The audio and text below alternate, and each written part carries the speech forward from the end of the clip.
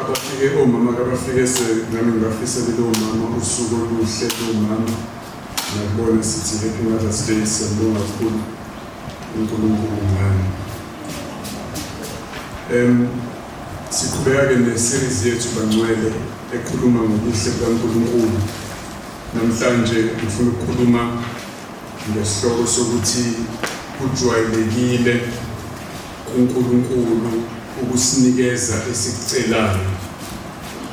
Ukunqaba kwakhe kwama-exceptions kuyizinto engajwayelekile, okujwayelekile ukuthi asinikeze izinto esisuke simcela zona uNkulunkulu. Lokho ngifuna ukuveza namhlanje. Imfundiso engizama ukuyibhalansisa sijwayele ukugcizelela la ekhanyeni ukuthi uNkulunkulu ngokuhlakanipha kwakhe futhi ukuze thina sisizakale uyazi ukuthi kanjani ngezinye izikhathi uyanqaba ukusinikeza izinto esisuke siyicela. Ngokuhlakanipha kwakhe uNkulunkulu futhi ngeyinhloso ezinhle zokusizakala kwethu ubuya ngasinikeza izinto esiyicelayo uma sicela. Sijwayele ukuyigcizelela leyo nto ngenhloso yokwenza abazalwane bangakhubeki uma bebhekana nezimo ezinjalo uNkulunkulu engabanika abakucelayo. Ibalance kodwa engifuna ukuyiletha ukuthi akujwayelekile ukuthi uNkulunkulu anqabe. Uzobona kulamavesi amaningi engifuna ukufundela namhlanje ukuthi uNkulunkulu ufuna si-understand ukuthi uyathanda ukusinikeza izinto esiyicelayo, ufuna silindele masiza kuyena ukuthi sizoyithola izinto esisuke siyicela. In fact sisurpriseke kancane masingayitholi, sibuzana ukuthi kwenze njani kungani. So ke inhloso yokuhlaza isicizelela ukuthi kuyenzeka zingatholakala izinto akusikhona ukuthi asithi masiya kuNkulunkulu silindele ukuthi singanikwe izinto esiyicelayo. Inhloso kusuka ukuthi makwenzeka singanikezwa singakhubeki, kodwa esimele ukujwayela i-attitude esimele ukuza nayo masize enkosini ukuthi sizoyithola izinto esisuke siyicela kuNkulunkulu. iBhayibheli likhuluma kanjalo, lenza umuntu olifundayo alindele ukuthi mayethandaza uzoyinikezwa izinto ayicelwayo ngendlela yokuthi kumele abuze ukuthi kwenze njani uma engayitholi izinto asuke eyicela kuNkulunkulu.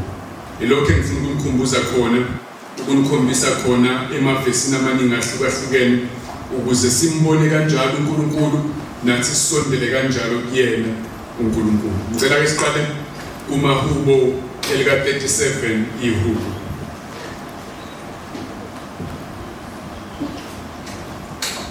Kwihubo lika-37 sizobuka khona ivesi lika-4 nje kuphela.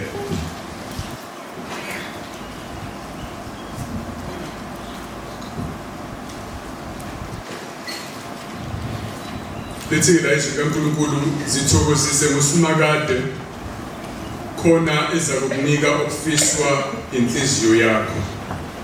Sithokozise ngoSimakade khona ezakukunika okufiswa inhliziyo yakho.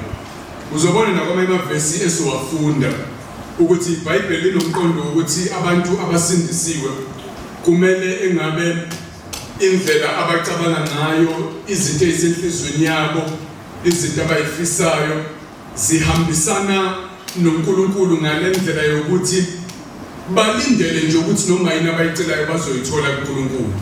Indlela impilo yabo aligned ngayo nentando kaNkulunkulu kumele kube indlela kancane ukuthi kube nezinto abayicela abangayitholi enkosini. Leli vesi likhuluma kanjalo na. Sithokozise ngoSimakade, mthande, jabula kuyena, zithande indlela zakhe, emhambisana nazo, ujabule kuzona. Bese yonke into oyicelayo nje uyayithola kuNkulunkulu. Lisho njalo leli vesi. Khona izakunika konke okufiswa inhliziyo yakho, zonke izifiso zakho uzoyihlangabeza uNkulunkulu. Kumele kube yiyona ndlela ejwayelekile leyo yokukholwa kwethu njengabazalwane. U-Isaiah 59 la izwi kaNkulunkulu lisifundisa ukuthi ukuphendulwa kwezicelo zethu kumele kube into ejwayelekile. Uma ingaphendulwa asibuza ukuthi ngobani, sicinge isizathu. Akube into engajwayelekile ukungaphendulwa kwezicelo zethu. Imele ibe njalo i-experience yethu noNkulunkulu. Ku-Isaiah 59 verse 1 uthi isandla sikaSimakade asifinyeziwe ukuba sisindise, nendlebe yakhe ayikho buthuntu ukuba izwe. Kodwa ububi benu bunahlukanisile noNkulunkulu, nezono zenu zibusithile ubuso bakhe kini ukuba anganizwa. uNkulunkulu ngokujwayelekile ngokwakhe isandla sakhe asikho sifishane futhi asigoqiwe ukuba sinangeneleli ezimweni zethu, sisihlenge sisilekelele masimcela uNkulunkulu. Nendlebe yakhe ayikho buthuntu ukuba ngasizwa masicela. Iyona ndlela ayiyona ngokujwayelekile kuNkulunkulu. Uyangenelela, uyalekelela, uyasizwa masicela, asinikeze sikucelayo. Makwenzeka singakuthole sikucelayo, ake sibheke ukuthi kwenze njani. In this case ka-Israyeli kwakuyizono zabo ezayibaqhathe noNkulunkulu. Akuhlezi kunjalo kuthini ukuthi masingayithola izinto esizicelayo ngoba sonile, kodwa kusuke kunesizathu nathi esimele ukusibheka sibone ukuthi kwenze njani njengoba inkosi ingasinikezi esikucelayo. Ngokujwayelekile simele ukuthola konke esikucela uNkulunkulu. uNkulunkulu ufuna simazi kanjalo njengoNkulunkulu onesandla esingafipheziwe nendlebe engekho buthuntu masiza kuyena. Siza naleyo expectation uNkulunkulu. Mase kweTestament Elisha uJesu eqala ukukhuluma ngendaba yokuthandaza, sibona into ethi ayifani kuMatthew 6. Isikhathi sokuqala lesi esisirekhodeliwe uJesu efundisa abafundi bakhe ngokukhuleka. Ngokuya kuverse 5 wehlela ngenzansi uzobona umqondo ukuthi masithandaza simele ukulindela ukuthi uNkulunkulu asivuze, okuchaza ukuthi asinikeze sicelayo, silindele ukuthi asizwe, silindele ukuthi asinikeze izinto esizidingayo, silindele ukuthi abe njengobaba kithina. Ubaba kanqabi nje nezinto izingane ezidingayo akujwayelekile zingaqhakeka izingane ubaba mangasanqabe nesinkwa. Simele ukuba nomqondo onjalo ngoNkulunkulu. Kuverse 5 nalapho umkhuleka ningabi njengabazenzisi ngokuba bayathanda ukukhuleka bemi emasinagogeni naseyinhlanganweni zezindlela ukuba babonwe ngabantu. Ngiqinisile ngithi kini sebewamkele umvuzo wabo. Kepha nxa ukhuleka ngena ekamelweni lakho uthi usuvale umnyango wakho ukhuleke kuyihlo osekusithekeni. Uyihlo obona ekusithekeni uza kuvuza. Ukuthandaza kuhleze kunomvuzo. There's a reward for praying, and leyo reward yokuqala ukuthi uyinikezwe into oyicelayo. Ungafani nabazenziswe nabafuna ukubukwa abantu, abantu sebebabukile umvuzo wabo sebewamkele. Wena okhuleka ngenhloso yokuzwiwa uNkulunkulu, yena obona ekusithekeni, obona nasenhlizweni yakho uza kukuvuza. Woza ulindele ukuvuzwa mawuthandaza. uNkulunkulu ufuna silindele ukuthi imithandazo yethu sikwamkele lokho esuke sikucela masithandaza, siwamkele siulindele umvuzo wokukhuleka kwethu. Verse 7 kepha uma nikhuleka ningathemelezi njengabezizwe ngokuba bacabanga ukuthi bayakuzwakala ngokukhuluma kwabo okuningi. Ngakho-ke ningabi njengabo, anidingi ukukhuluma kakhulu, niyozwakala ningakhulumanga kakhulu. Ningafani nabantu bezizwe abafuna ukwandisa amazwi, baphindaphinda izinto, bathandaze eside isikhathi ngoba bebona ukuthi uNkulunkulu ukuzwa ma uphindaphinda futhi isikhathi siside. Akusinjalo, kungabi njalo ngani ngokuba kuverse 8 uyihlo uyakwazi nikusweleyo ningakakuceli. Nithi ningakathandazi nokuthandaza uNkulunkulu useyazi ukuthi nidingani, and lamazwi achaza ukuthi unenhloso ke yokunikeza lokho enikudingayo. Ningazange nithemeleze anolindela nina ukuthi maniza kuNkulunkulu nje vele uready ukunikeza izinto enisuke niyicela kuyena. Asilindele ukuthi uNkulunkulu angasinikezi lokho esikusweleyo. Akusiyindlela yakhe ajwayele ukuba yiyona uNkulunkulu ukunqaba nezinto esizicelayo. Akadingi namazwi amaningi uNkulunkulu, kodwa kuyindlela yakhe ukusinikeza esikucelayo singakakuceli ngisho ukucela. Ufuna simazi kanjalo uNkulunkulu, ufuna silindele ukuthi abe njalo masiza kuyena. Verse 9, ngakho ke anokhuleka kanje: Baba wethu osezulwini, malingcweliswe igama lakho, mawufike umbuso wakho, mayenziwe intando yakho emhlabeni njengasezulwini. Verse 11, siphe namuhla isinkwa sethu semihla ngemihla. Masicela isinkwa sethu semihla ngemihla, sisicela kuyena Baba wethu osezulwini. Siza kuyena njengeyingane zizocela isinkwa kubaba. Ayikho ingane ethi lambili ingadlile ize kubabwayo izocela isinkwa ibe nomqondo ukuthi mhlambe ngihlezi angilambise namhlanje. Ayikho ingane icabanga kanjalo, nathi sicabanga kanjalo masiza kubazali bethu. Lendlela uJesu afundisa ngayo ngokuthandaza uthi masiza kuNkulunkulu asize njengeyingane ziza kubabwazo, phela ukuthi ubaba osezulwini lo masithi siphi isinkwa sethu semihla ngemihla, silindele futhi ukuthi asinikeze ngempela isinkwa sethu semihla ngemihla ngoba uBaba kithina. Amen. Kuverse 12, sithethela amacala ethu njengalokhu nathi sibathethela abanamacala kithi. Ungasingenise ekulingweni kodwa usikhulule kobubi, ngokuba umbuso ungowakho namandla nenkazimulo kuze kube phakade. Amen. Verse 14, ngokuba uma umthethelela abantu iziphambeko zabo, noyihlo wasezulwini uyakumthethelela nani, kepha uma ningabathetheleli abantu, noyihlo akayi kumthethelela iziphambeko zenu. Zikhona ikhathi la imithandazo engaphendulwa khona. Zikhona ikhathi ucela ukuthethelelwa kodwa ungathethelelwa, usuke nawe ungabathethelelanga abantu iziphambeko zabo. Yinto engajwayelekile, idinga uJesu aze ayichaze ukuthi makuthiwa ngempela awuyamukela into oyicelile, ingabe kwenze njani.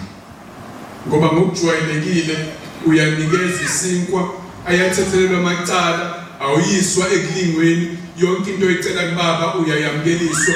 Uma kungenzeki kudinga incazelo, hence uJesu echaza verse 15 ukuthi ngabe kwenze njani uma ungayitholi into oyicelayo.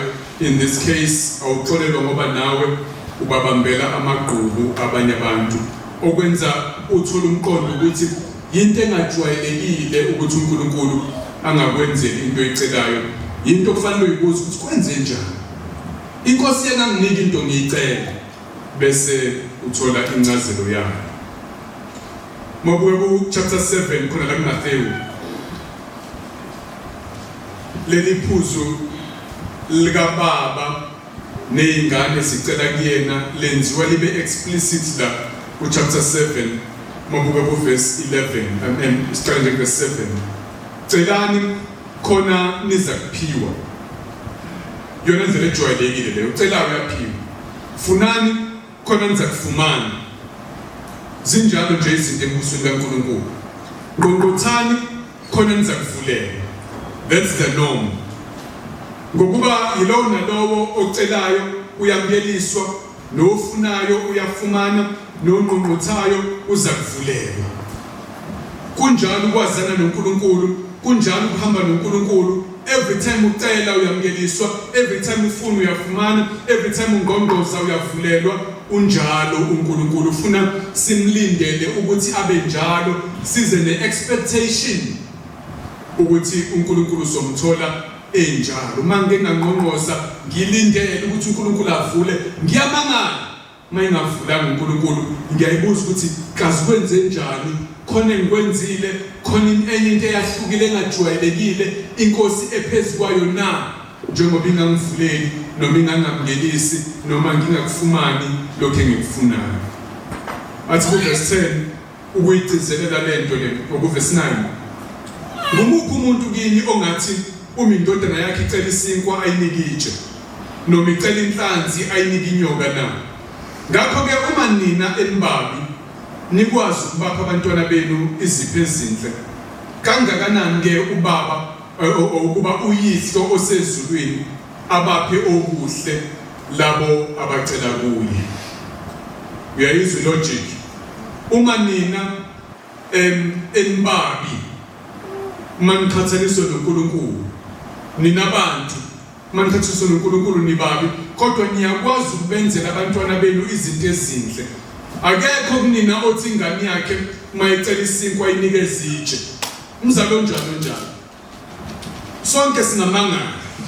Akenzeni nizobuka nangumzali onikeza ingane amatshe, ingane seyivela imbambo ayinikeza ukudla, umzali wazo ekhona enawo amandla okuyinikeza ukudla. Into enjani le ake sibabazeni bantu? Ubani kunina ongathi ingane mayicela inhlanzi, icela into esanyamana ukuzidla nonophali ithola ama-proteins, ayinikeza inyoka ezodla ingane instead yokuthi ingane isizakale ngayo ilimazeke. Hlobo lomzali othi ingane ilambile kunokuthi ayinikeze ukudla zidle, ukhipha amatshe nezimamba. Waba izinto enjalo. Uma ke nina ningenjalo, yini pho nilindele uNkulunkulu ukuthi abe njalo? Ucathi wena le nhliziyo enhle enozwelo kuzalo lwakho iqhamukaphi? Ucabanga ukuthi ngenze ukuthi abantu abayizoni bangcono yiNkulunkulu? Cha, abangcono. Uma abantu bekwazi ukwenza njalo, ngisho abangakholwa bekwazi ukunakekela izingane zabo, uNkulunkulu uyoyinakekela ngokwedlulele ezakhe izingane. Ngakho celani bazalwane, nine expectation yokuphiwa. Funani nilindele ukuthi nizofumana nikucelayo, ngqongqothani nilindele ukuthi uNkulunkulu uzonivulela. Indlela uNkulunkulu akhuluma ngayo la, ufuna silindele ukuthi kujwayelekile ukuthi kube nje. Mangase kuthiwa ngithole itshe ngempela ngicela isinkwa, cha, ake sihlanganeni bazalwane ningibukise lesimo, ake sistudishe, sifunde theology, sizwe ukuthi kusuke kwenze njani makunje. Lento nje ayijwayelekile. Simele ukuba njalo uma singakutholanga esikucelile, ngoba ngokujwayelekile uNkulunkulu uyasinikeza zonke izinto esizicelayo. Amen. uMark chapter 11.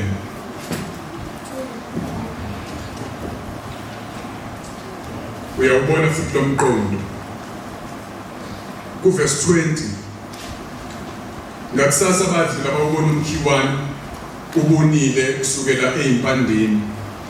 uPetru ekhumbula okwakwenzekile wathi kuJesu, Rabbi, bheka, umkhiwane oqalekisileyo ubonile. uJesu waphendula wathi kubo, kholwani ngoNkulunkulu.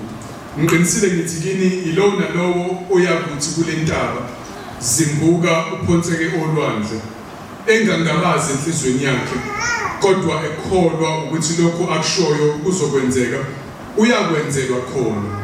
Ngakho-ke ngithi kini, konke enikukhulekelayo nenikucelayo, kholwani ukuthi nikwamukele, niza kuba nakho. Uma futhi nimi nikhuleka, thethelelani uma ninamagqubu nomunye, ukuze noyihlo osezulwini anithethelele iziphambeko zenu. Kepha uma nina ningathetheleli, noyihlo osezulwini akayi kunithethelela iziphambeko zenu. Nalokhu okungenzeki ngokwabantu kungenzeka kuNkulunkulu. Masikucela asikulindele ukuthi uNkulunkulu uzokwenza. Uyazi uJesu lapha ngaphezulu akakhulumi ama-exceptions. Akasichazeli ukuthi khona izikhathi la khona nentaba engeke izimbuke khona, iphonse kolwandle, mawuthe wena ayizimbuke, ukholwa ukuthi uNkulunkulu uzokwenza lokho. Ngokujwayelekile ngisho izinto eziyimangaliso kumele ngabe ziyenzeka uma sicela uNkulunkulu, bese esinikeza ama-exceptions lapha engenzansi. Again, le exception yokungaxoli, ucela ukuxolelwa uNkulunkulu wena abanye awubaxolile. Yebo zikhona izikhathi la uNkulunkulu engasiphenduli khona, kodwa ayijwayelekile. Ngokujwayelekile uNkulunkulu senzela konke esikucelayo. Ngakho manikholwa omanithandaza, anokholwa ukuthi nakho lokhu enikucelayo, anokholwa ukuthi nizokwamukela, akube yiyona ndlela ne-attitude ne-expectation ejwayelekile kuthina njengabazalwane. Ngilindele ukuthi yonke into engiyicela enkosini ngiyamukele. Ngiyamangala amakhona engingakwamukeli, ngize ngiyinuka amakhwapha ukuthi ngenzeka yini ukuthi mhlawumbe khona engingamxolele ngineqhubu nayo. ngiyenzeka yini zikhona nezinye ikhathi for example lathi uPetru madoda anohlala ngokuqonda namakhosikazi enu ukuze imikhuleko yenu ingathiywa. Nkosi ingaba umphendule ngoba ngimphethe engahluma ndimandi. Ingaba umphendule ngoba mhlambe khona ngimbambele iqhubu yini zikhona nezinye izathu esizibonayo zivele eBhayibhelini kodwa into yokuyibuza ukuthi kwenze njani uma inkosi ingangiphenduli ngoba inkosi isifundisa ukuthi asilindele ukunikezwa yonke into esiyicelayo ngisho izinto eziyimangaliso masicela kuyena. Amen. Amen. Luke chapter 18. Ngifundela nje inqwaba emavesi ngenhloso yokuthi uyibone lento ukuthi igcwele yonke indawo ukuthi iTestament elisha izinze emqondweni wakho ukuthi iyona ndlela uNkulunkulu afuna ukubukwa ngayo nokwaziwa ngayo. Siyawagcizelela ama-exceptions ekukhanyeni ukuze anganikhubi mayenzeka makwenze uNkulunkulu engawuphendula umthandazo kodwa sisuke singahlosile ukuthi bese nimazi kanjalo uNkulunkulu njengoNkulunkulu ongayiphenduli umthandazo. La kuLuka 18 uJesu kuverse 1 wayesebalandisa umzekeliso ebafundisa ukuthi kufanele bakhuleke kanjani bengadangali. Bafundisa ukuthi mabangayi ukucela abangadangali mabecela izinto uNkulunkulu bebone ngathi ziyabambezeleka.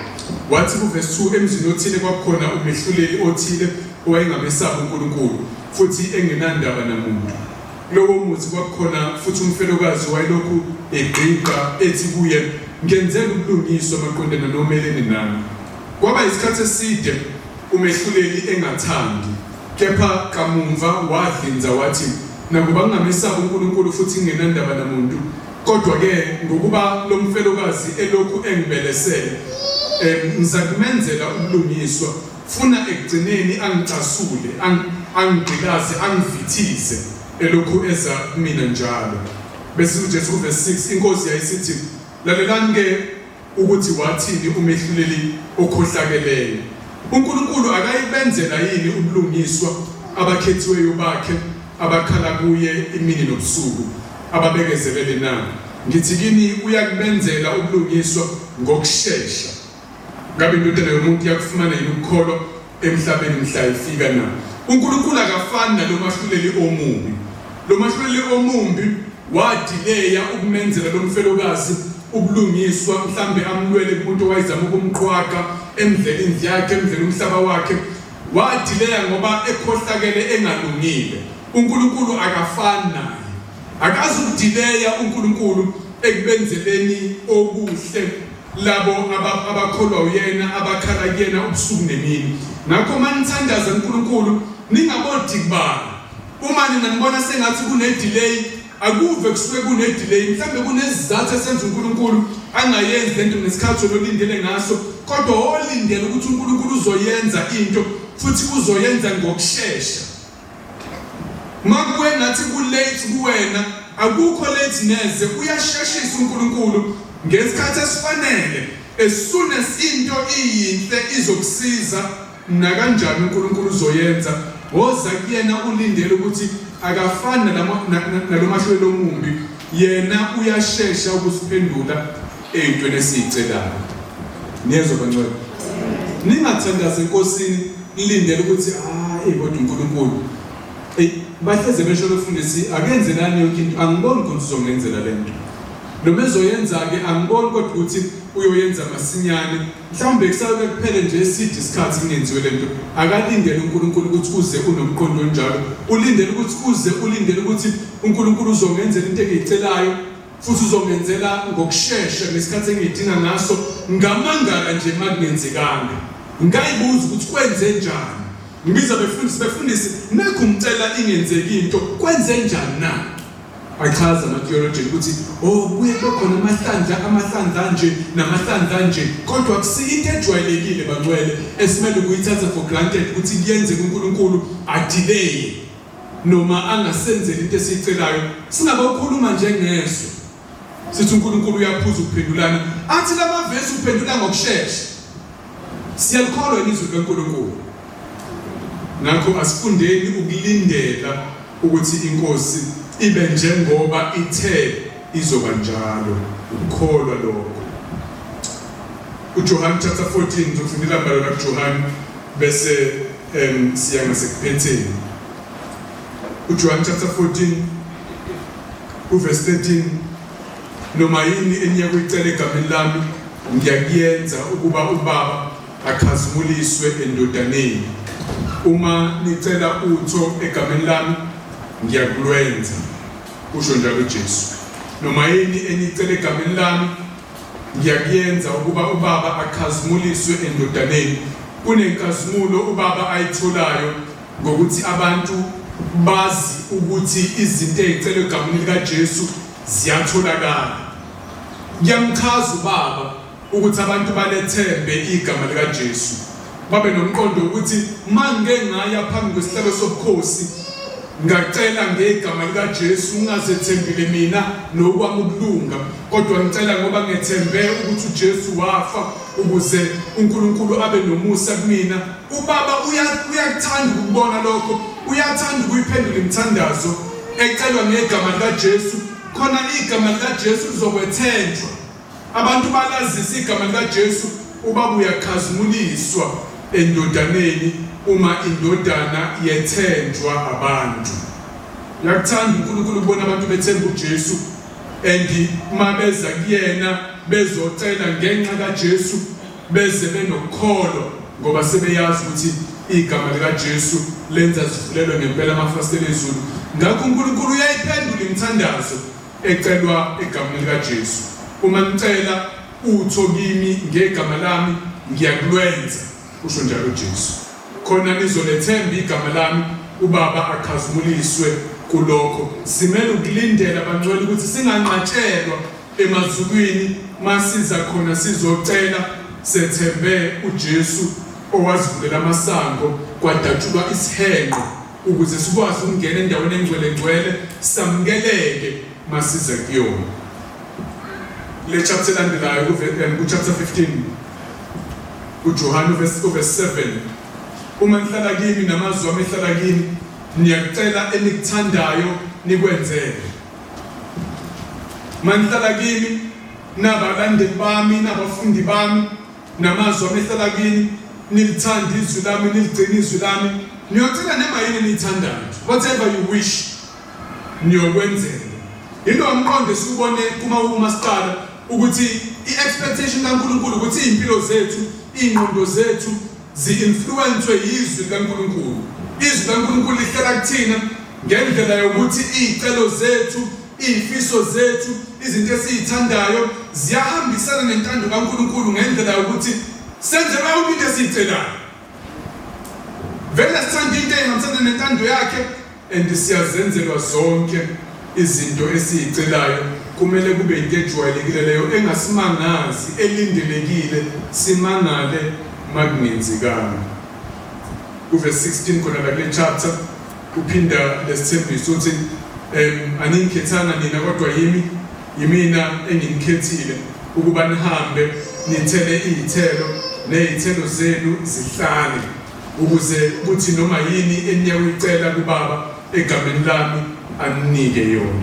Noma yini eniyakuyicela kubaba egameni lami aninike yona. Mawungakazuyizwa theology yethu singakakuchazeli ngama exceptions ngoba wona khona uyawathola musuwabuka ezweni laNkulunkulu. Uyambona uJesu kuthiwa no mayicela inkomishi idlule kuyena. Uyambona uPaul kuthiwa no mayicela iva lisuswe kuyena. Akhona ama exceptions, kodwa kumele mawuyifundela nje iBhayibheli ungakachazelwa ngalezo zinto ube nomqondo wokuthi yonke into engiyicela uNkulunkulu uyayenza. iBhayibheli libhalwe ngaleyo ndlela. uNkulunkulu ufuna ukucreate leyo expectation emqondweni wakho. Ufuna ukwakha ukumbuka kanjalo uNkulunkulu kuwena.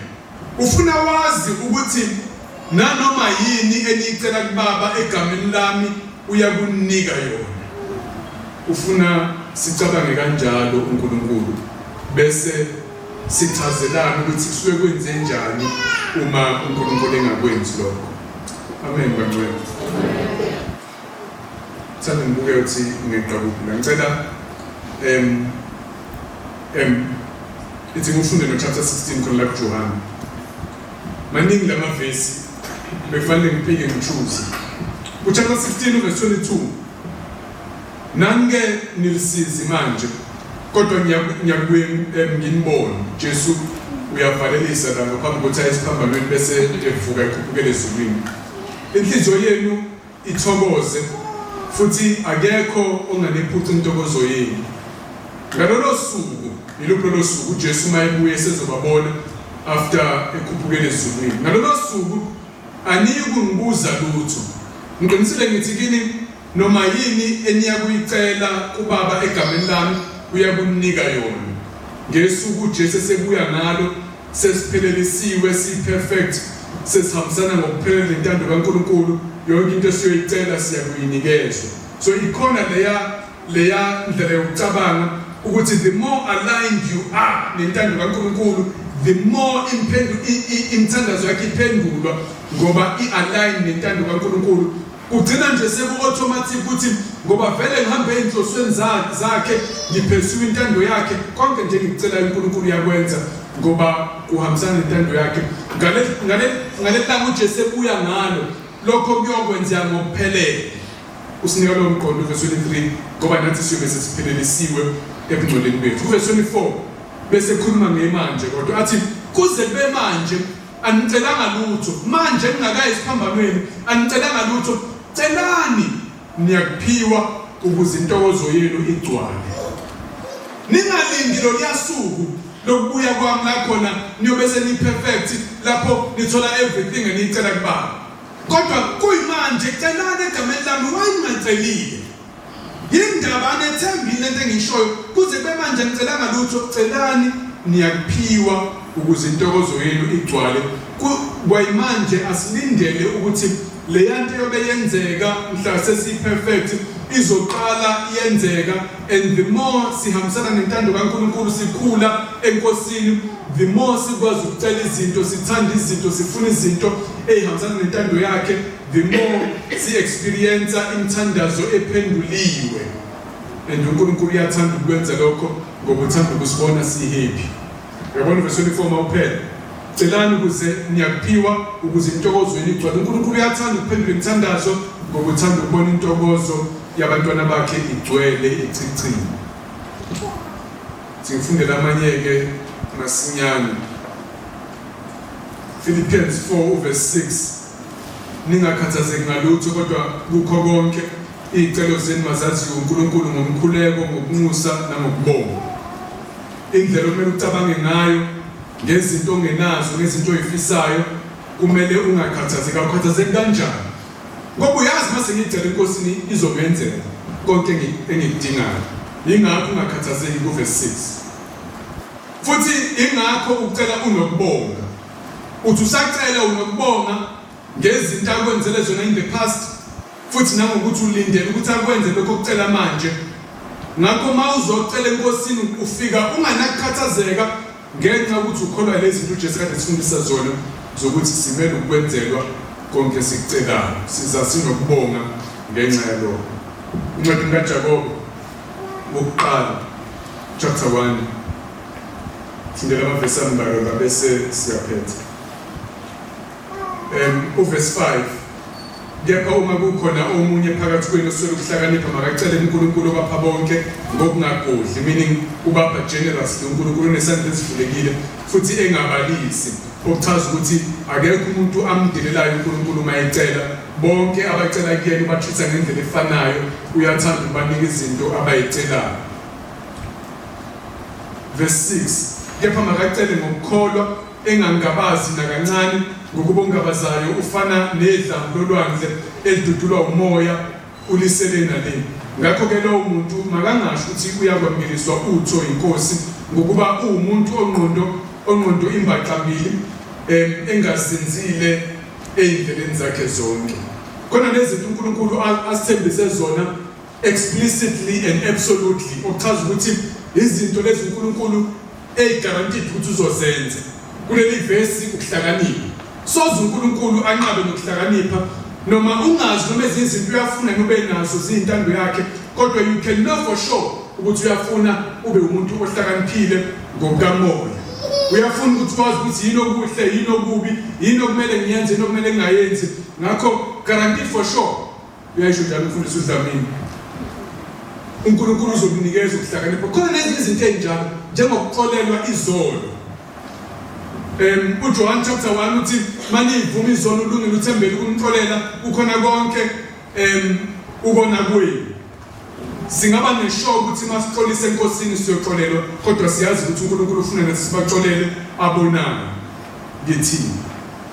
Lama verse asifundisa ukuthi asingangabazi masiza kuNkulunkulu, masicela izinto ayishilo ukuthi uzosenzela, asize sineshow ukuthi soyithola, nezinye singanayo show ukuthi uNkulunkulu uyafuna nisibe nazo. Siza sikholwa ukuthi ugenerous futhi akadeleli ubuso bomuntu uNkulunkulu. Ngakho lawo mavesi besifunda ekuqaleni amele ukusenza silindele ukuthi uNkulunkulu akasenzele zonke izinto esizicelayo. Size nalowo mqondo uma kwenzeka kanjalo sibuzane ukuthi kwenze njani, silekelelane.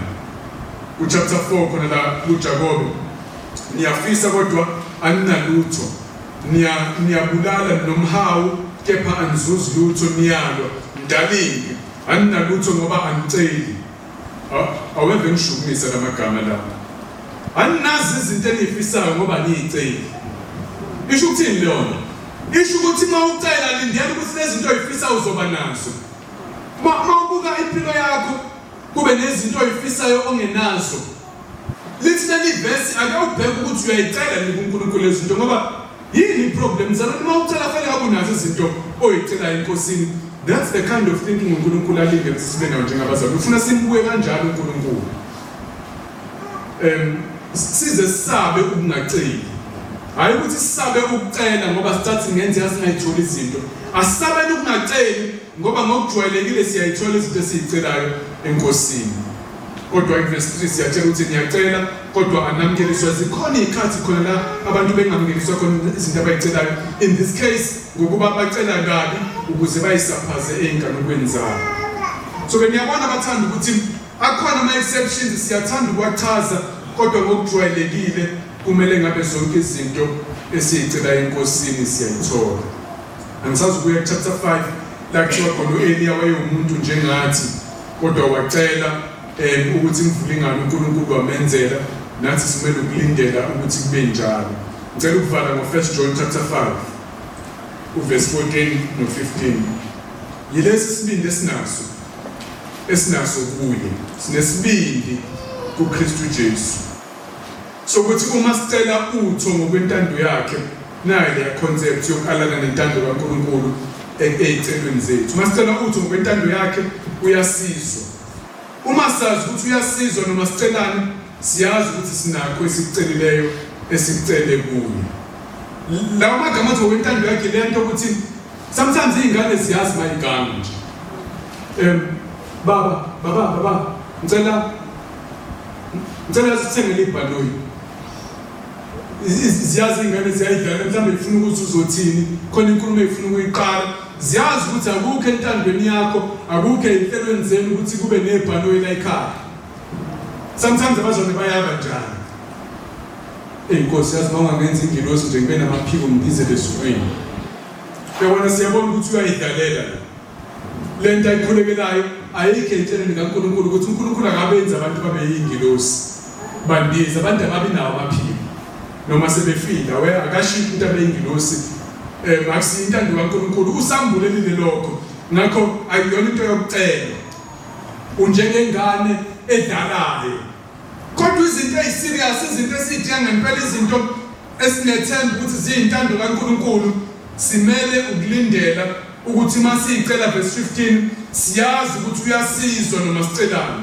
Masazi ukuthi uyasizwa, siyazi ukuthi sinakho lokhu esicele kuye. Singaba nethemba kuye. Amen bathanda.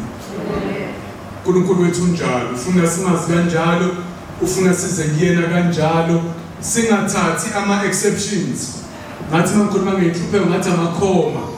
Singathatha amakhoma sikwenze the whole sentence, the whole paragraph. Ayikho paragraph eyamakhoma kuphela. kunamagama amaningi kube nekhoma here and there. Nalento yokungaphendulwa kweminye yemithandazo yethu ayikuthi ayiphendulwa kuyanqatsha kuthiwa no. Izinto engajwayelekile ngokujwayelekile asimazi uNkulunkulu njengoNkulunkulu osinika zonke ezicelayo. Ngeke ngazama ukubala ngesikhathi ngiprepare intshumayelo ukuthi zingaki izinto engangicela uNkulunkulu wanganginika zona. Ngaba shocked kwamina ngoba ngijwayele ukucizela indaba ukuthi khona imithandazo engaphendulwa kodwa zimbalwa izinto engicela enkosini mina engingenazo kuyimanje. Mase ngibuka over the years lokho ngamazi uNkulunkulu izinto engicelayo ngiyayinikeza enkosini.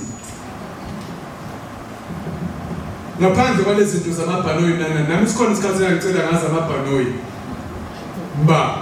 Ngoba labantu be-prosperity babesho njalo. Bafundisa izingane ukungakhuli ukuthi zimazi ubaba ziyazi intando kaBaba. Bayifundisa izingane ukucela ukuba iy'ngilosi zindize. Kodwa ngimasiyazi intando yakhe masicela ngokwentando yakhe ngoba siyamazi ubaba wethu akithi uzambulile. Siyamazi unjani, siyamazi uhloseni. The more simazi sicela ngokwentando yakhe ziyenzeka izinto esizicela enkosini. Nawe obokucheck awucheck nje masicela la sisakhuleka ukuthi aziningi yini izinto ezicela enkosini wayithola. Yini ecela enkosini ungakabi nayo namanje akuningi yini okunye. Amen. Asithandazeni.